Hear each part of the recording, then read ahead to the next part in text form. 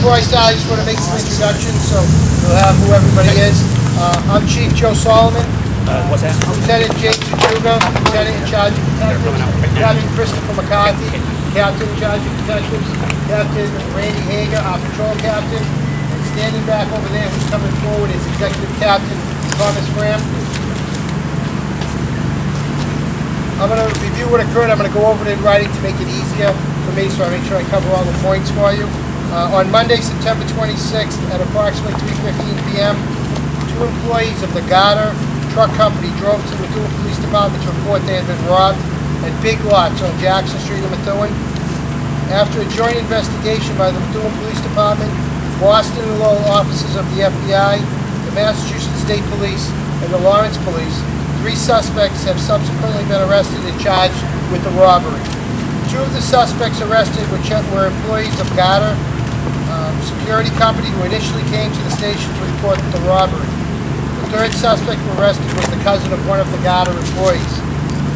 One of the employees arrested and charged was a Justin Levesque, age 23. He resides in Cumberland, Rhode Island. His charges are larceny of property over $250, conspiracy to commit a felony, obstructing justice, and filing a false police report. The 2nd employee who was arrested was Eliezer Martinez, age 26, from Lawrence. He was charged with larceny of property over $250, conspiracy to commit a felony, armed robbery, obstructing justice, and filing a false police report. The 3rd suspect, who was not an employee of Garter, Willie Jose Salazar, age 21. He was arrested at 278 Lawrence Street in Lawrence, Mass. A subsequent investigation resulted in Mr. Salazar's not only arrest, but also a seizure of $380,000 in cash and $27,000 in checks from his residence. Officers also recovered the firearm involved in the incident. Mr. Salazar was charged with larceny of property over $250, possession of a firearm without a license, conspiracy to commit a felony, armed robbery, and kidnapping.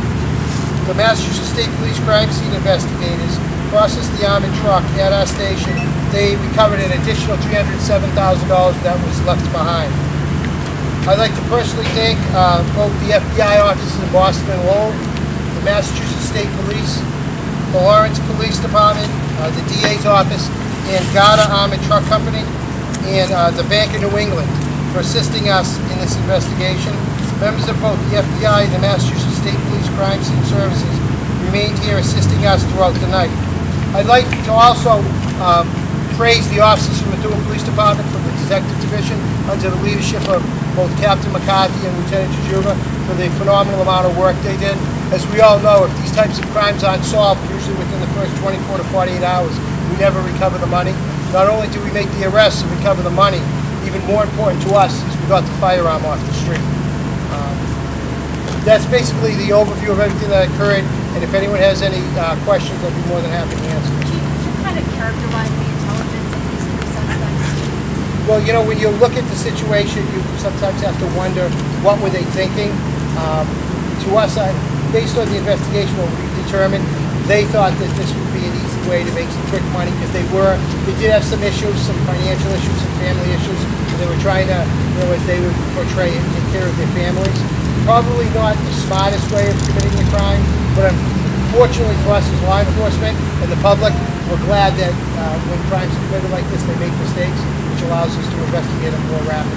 Well, how difficult was this? I mean, it seemed like they walked right into their own arrests. Well, you know, they came here, but initially the story that was delivered, when you take it at face value, is a legitimate story. The idea that there was a weapon used, a 3rd party approached them, everything fit the profile. But of course, as investigators, one of the suspicious things was leaving the scene and returning here. But it was a good 6 or 7 hours of investigation, interrogation, looking for witnesses, before we were able to reach enough probable cause to show that a crime was committed. And really, the big break came around probably 11:15 last night. You know, after almost 7 hours of investigation and interrogation, where we were able to finally get enough information to show that the story, you know, would hold up, that it wasn't true. They sounded like the gang that couldn't shoot. Yeah, well, you know, it does seem that now that you know everything, you know, as you're working with it hand by hand, we knew something was wrong right away, but knowing something's wrong and trying to prove it is two different things. So it just took intense investigative work, and you know, one of our greatest advantages was having a special agent from the FBI here who conducted the majority of the interrogation. So were they stupid or unlucky? I think a little bit of both. Chief, what was the big break that came at 11 o'clock? Was it the admission, or? It was finally a partial admission. You think are you getting the straight story now? You think they're sort of minimizing it by pointing at each other? No, it was Levesque. No, it was. Well, you know, we always get that back and forth, but you know, I think we're comfortable that we have the majority of the story. We definitely know what occurred, and we recovered the money. We found out where the money was.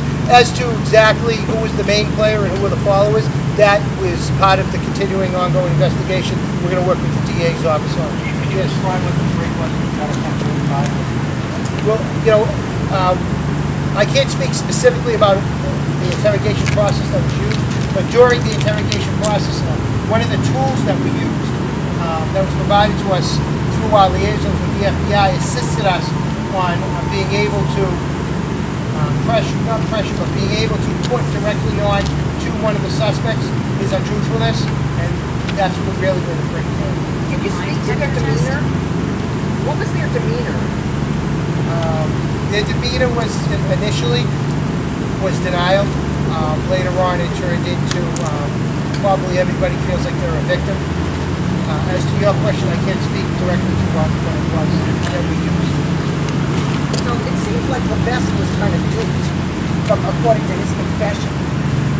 Well, I think he might have been complicit initially, but as it progressed in a different manner than it should have originally been planned. And at that point, he became complicit, but then became for a short time a victim, which is why some of the armed robbery and kidnapping charges are there. So can you talk to us about the money and the weapon? What kind of a weapon was used, and what is it flash? It was a Smith & Wesson 40 caliber handgun, and there was approximately $380,000 in cash. Recovered from the house here, the $27,000 in checks, and the additional $307,000 has already been processed and returned to the security guard. Can we see the other side of the bag? Did Salazar Vasquez have a gun when he began this? Before he disarmed his cousin? No, he recovered. He obtained the weapon through disarming his cousin. So you're pretty lucky that nobody got injured.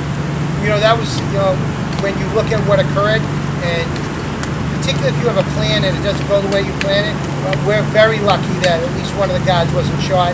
Also, one of our concerns is you commit a crime like that, even if it's staged, and there's a police officer driving by or an undercover officer who's, you know, conducting a surveillance, and you get into a shootout. So we're very lucky that did not occur. Jim?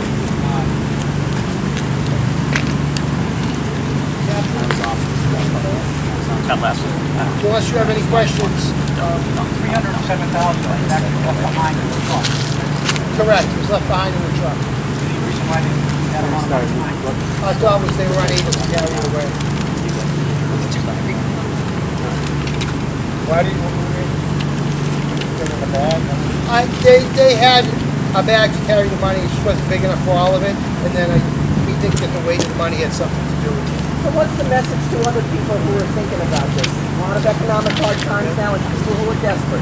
And, you know, there was a lot of conversation last night. We had over 20 investigators from 3 different agencies here, and we discussed that, the hard economic times, particularly looking at the robberies throughout, the bank robberies that have increased. It's not the right thing to do. That, you know, one of the things we talked about was a 1 hour mistake, 1 hour's worth of negative action by these 3 individuals is going to affect the rest of their lives. So it's not worth taking that chance. I say seek public help, seek government help, seek help for your family, but don't turn to crime, because otherwise you're going to end up in jail. What kind of person Yes. The maximum would be, one of the charges was the armed robbery, and that carries a maximum penalty of life imprisonment. Depending upon how the kidnapping is construed, it could also carry a maximum penalty of life, since a firearm was used. On the other crimes, you're in the vicinity of 5 to 10 years in state prison.